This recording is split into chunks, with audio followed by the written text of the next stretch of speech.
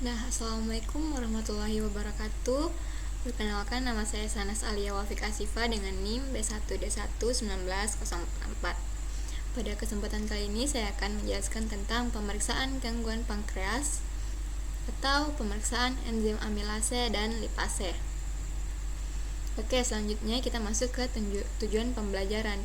Yang pertama ada untuk mengetahui anatomi dan fungsi pankreas. Yang kedua, untuk mengetahui fungsi endokrin pada pankreas. Yang ketiga, untuk mengetahui fungsi eksokrin pada pankreas. Yang keempat, untuk mengetahui pemeriksaan fungsi pankreas.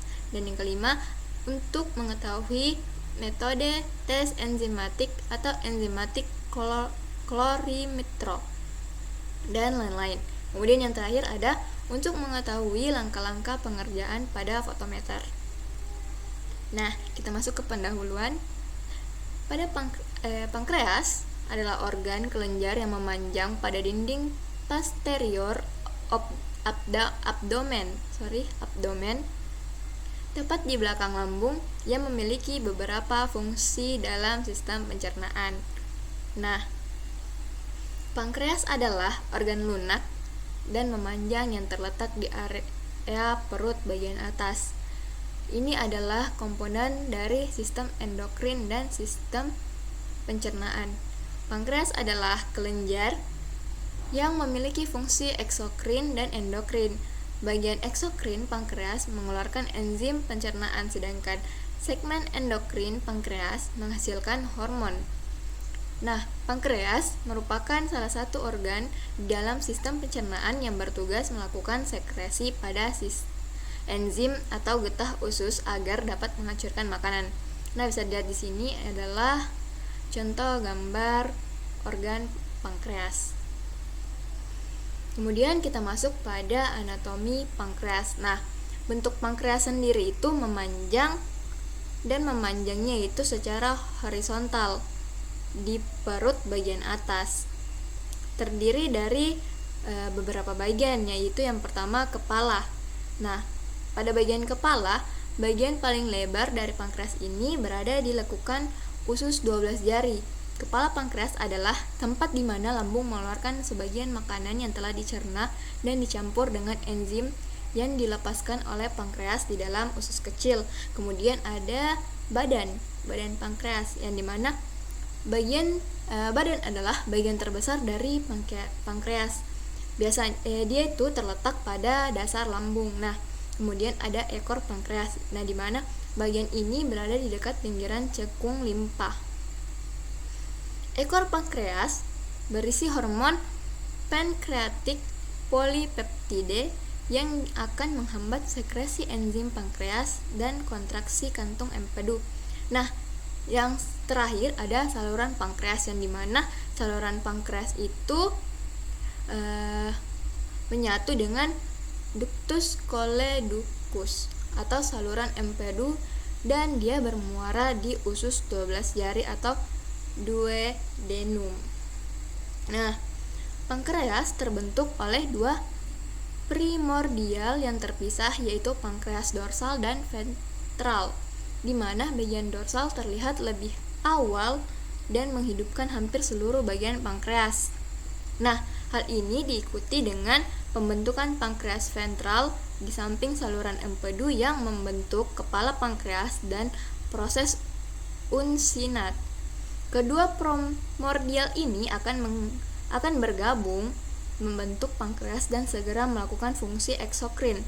Sedangkan fungsi endokrin atau pelepasan hormon baru dimulai setelah 10 minggu. Pada saat pembentukan, pankreas akan memulai ke arah kiri. Hal ini dipicu oleh pertumbuhan dinding lambung yang berbeda, karena lambung dan hati juga membuat separuh pankreas berputar di sekeliling usus 12 jari.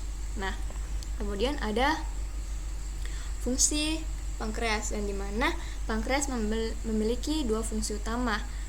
Sel eksokrin menghasilkan enzim pencernaan untuk membantu pencernaan, dan sel endokrin berfungsi untuk menghasilkan hormon untuk mengontrol metabolisme. Enzim pankreas yang diproduksi oleh sel asinar membantu mencerna protein, karbohidrat, dan lemak. Nah, beberapa enzim pencernaan ini biasanya meliputi dari protease, amilase, dan lipase, yang dimana protease itu mencerna protein menjadi subunit asam amino yang lebih kecil, dan amilase membantu pencernaan karbohidrat, dan lipase membantu pencernaan lemak. Nah, kemudian kita masuk pada fungsi endokrin pada pankreas. Nah, jaringan endokrin terdiri dari pulau-pulau atau yang tersebar di seluruh jaringan pankreas yang menghasilkan insulin dan glukagon ke dalam darah. Nah, sel endokrin pankreas berhasil menghasilkan hormon yang mengontrol fungsi metabolisme tertentu, termasuk regulasi gula darah dan pencernaan. Beberapa hormon yang diproduksi oleh pulau sel Langerhans meliputi yang pertama ada insulin, glukagon, dan gastrin. Nah, di mana insulin itu memiliki fungsi untuk menurunkan konsentrasi glukosa dalam darah, kemudian glukagon untuk meningkatkan konsentrasi glukosa dalam darah, dan gastrin untuk merangsang sekresi asam lambung untuk membantu pencernaan di perut. Kemudian secara umum fungsi pankreas sebagai organ endokrin ialah sebagai mengontrol gula darah atau kadar gula, yaitu glukosa di dalam darah. Kemudian pulau-pulau Langerhans tadi itu dia terdiri dari beberapa sel, yaitu ada sel alfa, sel beta, dan sel delta atau gamma. Nah, bisa kita lihat di sini, ini adalah gambar dari fungsi eksokrin, yang dimana ada asinar sel. Ini asinar sel itu dia akan berfungsi sebagai eksokrin, yang dimana dia akan menghasilkan enzim pencernaan. Nah, kemudian di sini ada fungsi endokrin, dimana di sini ada pulau-pulau Langerhans. Nah, pulau-pulau Langerhans ini akan berfungsi sebagai endokrin dan menghasilkan hormon insulin dan glukagon. Nah, bisa kita lihat di sini itu ada tersebar di dalam pankreas, ada sel delta, ada alfa, ada beta, dan sebagainya. Kemudian ada fungsi eksokrin pada pankreas. Nah, jaringan eksokrin berupa sel sekretorik yang terbentuk seperti anggur yang disebut sebagai sel asinus atau pankreatik asini, merupakan jaringan yang menghasilkan enzim pencernaan ke dalam duodenum. Nah, secara umum fungsi pankreas sebagai organ eksokrin ialah sebagai berikut. Yang pertama itu dia menetralkan pH makanan yang masuk ke dalam usus 12 jari agar dalam suasana basah. Nah, kemudian yang kedua, ia menghasilkan berbagai enzim yang mencerna makanan untuk masuk ke dalam usus halus. Nah, kemudian fungsi dari enzim pencernaan itu yang pertama ada amilase, tripsinogen, lipase, NHO3, kemudian enzim karbohidrasa, dan protease. Nah, kita masuk dalam pemeriksaan fungsi pankreas. Untuk mendeteksi apakah fungsi pankreas baik atau tidak, ada beberapa serangkaian tes yang dianjurkan, yaitu adalah antara lain ada darah rutin, hemoglobin, leukosit, dan trombosit, kemudian ada enzim amilase, enzim lipase, tes feses untuk menilai enzim elastase, kemudian ada CT scan, USG abdomen atau perut, kemudian ada endoskopik retrograde, kolegiopankreatografi atau ERCP, kemudian ada magnetic resonance atau MRI. Nah, pemeriksaan untuk menilai kandung empedu dan kandung empedu pun erat kaitannya dengan pemeriksaan pankreas, dikarenakan organ ini terletak dan berdekatan dan mereka saling berhubungan. Nah, kemudian kita masuk pada enzim-enzim di pankreas. Nah, di sini enzim secara umum, enzim adalah katalis protein yang mempercepat kecepatan reaksi kimia dengan mengikat secara khusus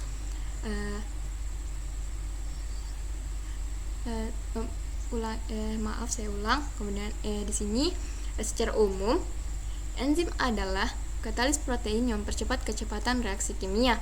Nah, di mana enzim juga adalah protein dengan aktivitas katalik, yang dimana enzim mempercepat laju reaksi kimia tanpa ikut bereaksi.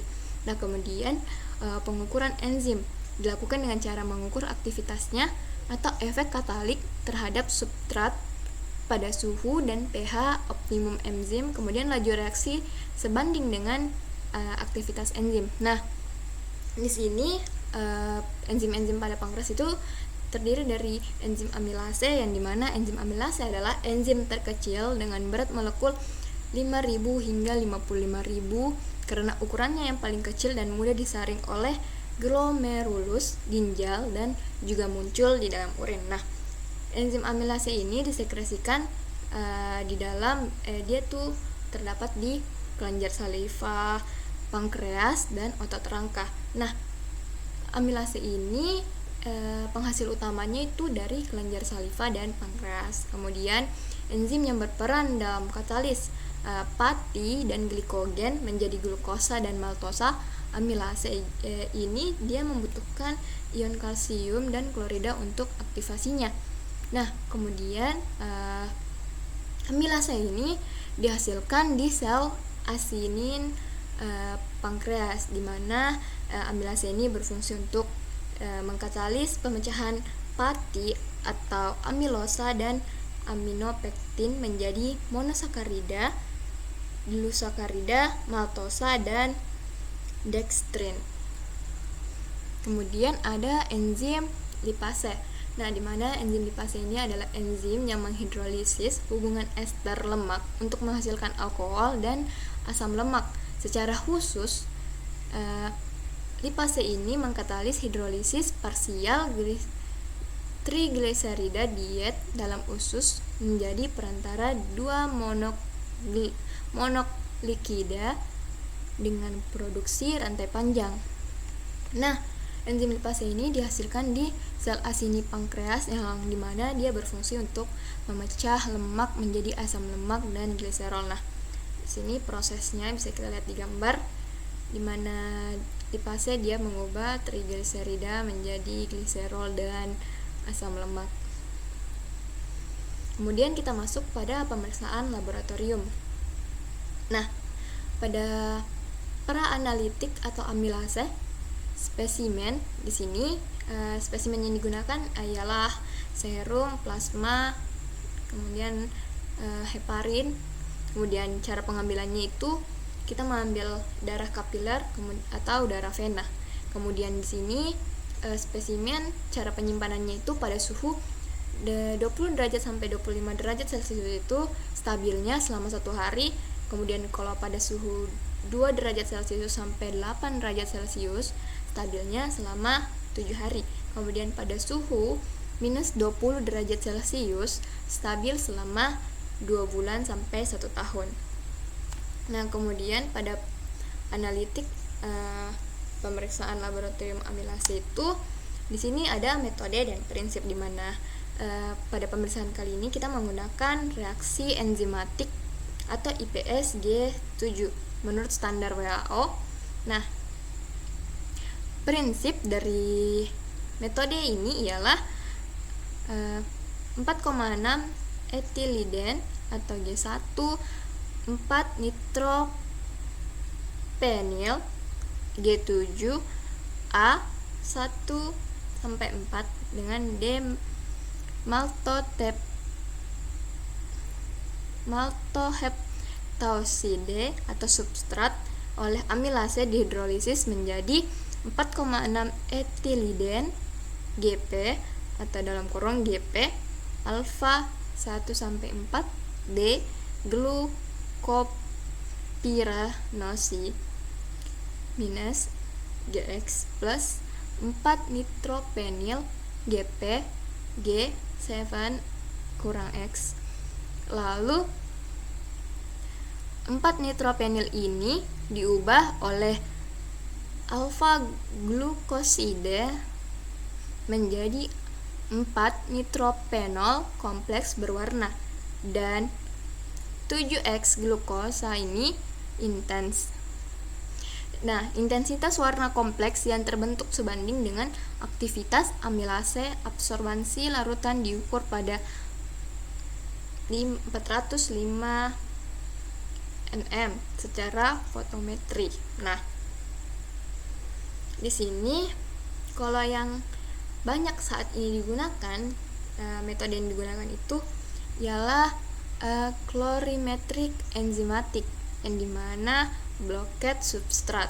Nah, dimana prinsipnya itu amilase akan dihidrolisis menjadi 2-chlorophenitropenil alfa D maltoheptase menjadi 2-chloronitropenil maltotetraose menjadi ditambah penitropenil maltotriose ditambah maltotriose, kemudian penitropenil maltotriose oleh alfa glukosida diubah menjadi penitropenol atau berwarna dan glukosa. Nah, intensitas warna kompleks terbentuk sebanding dengan aktivitas amilase, di mana absorbansi larutan kompleks diukur pada gamma 405 nm secara fotometri. Nah, pasca analitik amilase. Nah, di mana kita bisa lihat di sini ada nilai rujukan, di mana kita menggunakan metode enzimatik dengan rentan usia dan jenis kelamin, di mana dewasa umur dari 60 tahun hingga 90 tahun. Dewasa, di mana kita ambil rentan usia dari dewasa itu 27 hingga 131 tahun, di mana faktor konversi ialah 0,017. Nah, di mana satuan internasional 0,46 sampai 2,23, di mana interpretasi hasil yang dihasilkan itu dari nilai rujukan. Jika peningkatan kadar amilase itu biasanya terjadi pada pankreatitis akut. Kemudian penurunan kadar amilase dapat terjadi pada pankreatitis akut yang sudah pulih. Kemudian hepatitis, sirosis hati, atau keracunan kehamilan. Kemudian terdapat faktor kesalahan pada pemeriksaan amilase, yang dimana pada penyimpanan suhu kamar selama 1 minggu sama dengan dapat mengurangi aktivitas enzim, di mana kita juga menyimpan pada suhu 4 derajat Celcius selama 2 bulan itu juga dapat mengurangi aktivitas enzim. Nah, kemudian ada sampel hiperlipidemia, di mana trigliserida mampu menekan atau meningkatkan aktivitas enzim amilase dan menyebabkan tinggi palsu dan rendah palsu. Nah, kemudian ada pemberian obat penghilang rasa sakit atau morfin sebelum sampling, yang ini biasa dapat menyebabkan tinggi palsu. Nah, kita masuk pada lipase test, di mana di sini ada peranalitik lipase. Ini saya salah tulis. Kemudian di sini ada jenis spesimen sama tadi dengan pemeriksaan amilase. Kita menggunakan serum, plasma, heparin. Kemudian cara pengambilan sama juga, kita mengambil darah kapiler atau darah vena. Kemudian cara penyimpanan. Nah, yang membedakan dari itu ialah metode dengan cara penyimpanan, di mana cara penyimpanan pada praanalitik lipase ini pada suhu 20 derajat sampai 25 derajat Celcius itu stabil selama 1 hari.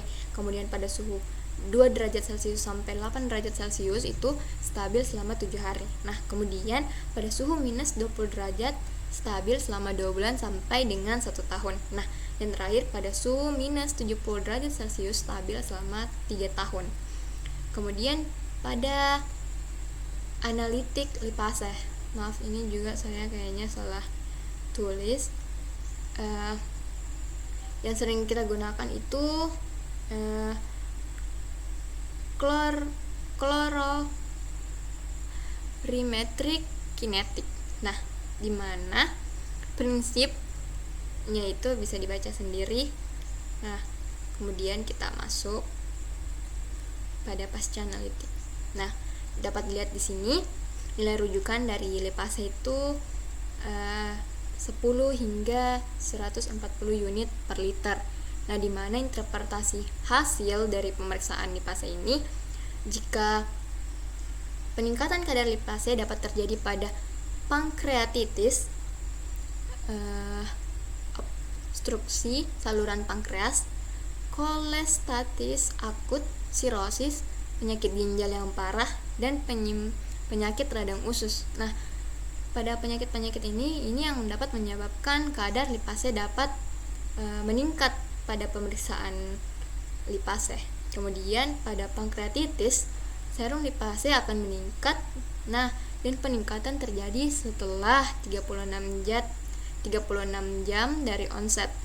Nah, di mana ini juga lipase itu dia dapat bertahan lama pada pembuluh darah dibanding amilase. Kemudian lipase juga dapat meningkat ketika kadar amilase dalam keadaan normal. Nah, kemudian lipase lebih lama dalam serum dibandingkan amilase pada pasien pankreatitis. Nah, nilai kritis lebih dari 500 unit per liter.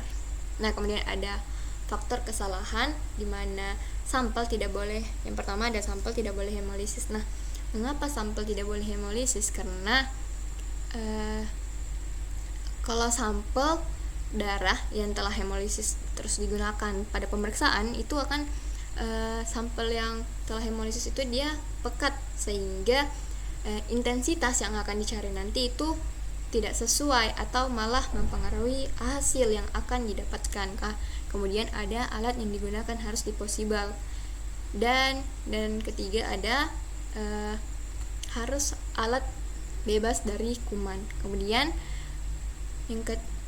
yang D, kolesterol estrase dapat mempengaruhi hasil. Dan kemudian ada pasien yang gagal ginjal kronik. Nah, pada penyakit yang gagal ginjal kronik ini juga dapat membuat pemeriksaan pada pemeriksaan lipase ini dia interpretasinya hasil nanti akan terganggu. Karena kenapa begitu? Karena jika kita hanya memeriksa dengan pemeriksaan amilase saja, itu dia tidak spesifik, dan pada pemeriksaan lipase juga itu dia tidak spesifik. Makanya harus keduanya pemeriksaan dilakukan. Nah, kemudian di sini ada video. Saya akan memutarkan langkah-langkah penggunaan fotometer. Ada di sini saya ambil contoh untuk pemeriksaan amilase. Kita bisa nonton.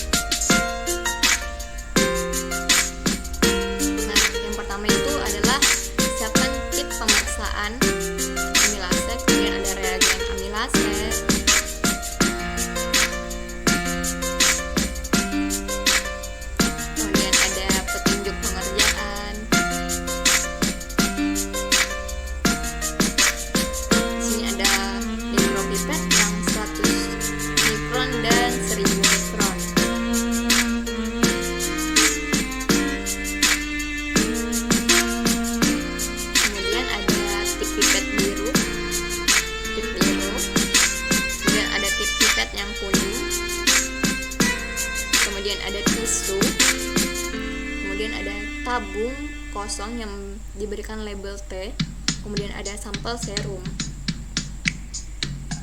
Nah, bisa kita perhatikan di sini. pada petunjuk pengerjaan reagen dapat langsung digunakan.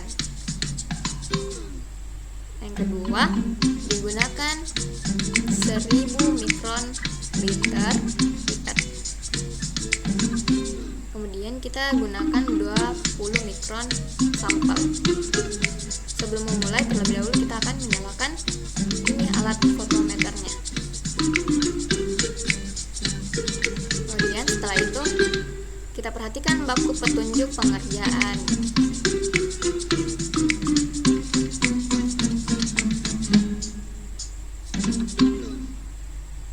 Nah, lalu kita pipet 1000 mikron reagen dan masukkan ke dalam tabungnya. Telah kita beri label T.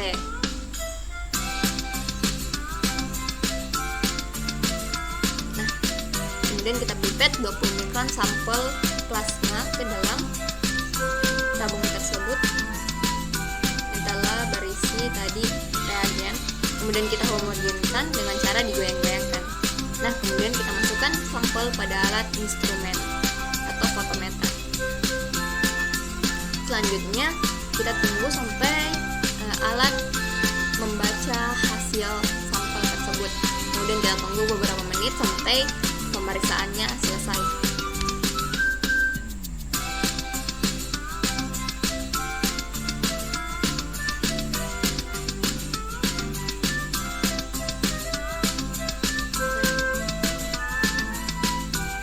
Lalu di sini alat akan menunjukkan hasil. Di sini tadi hasil.